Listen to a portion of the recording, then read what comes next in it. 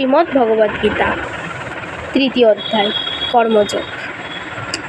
ইন্দ্রিয়াণি পরান্নাহুরিন্দ্রিয়েভ্য পরং মন, মনস্যস্তু পরা বুদ্ধির্য পরতস্তু স।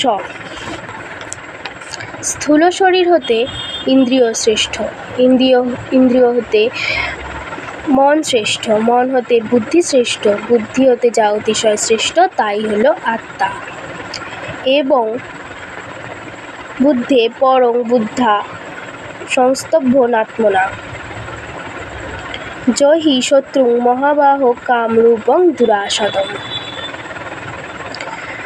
এইভাবে বুদ্ধি হতে অত্যন্ত শ্রেষ্ঠ আত্মাকে জেনে এবং শুদ্ধ বুদ্ধির দ্বারা মনকে বশ করে, হে মহাবাহ, তুমি এই কামরূপ দুর্জয় শত্রুকে বিনাশ করো।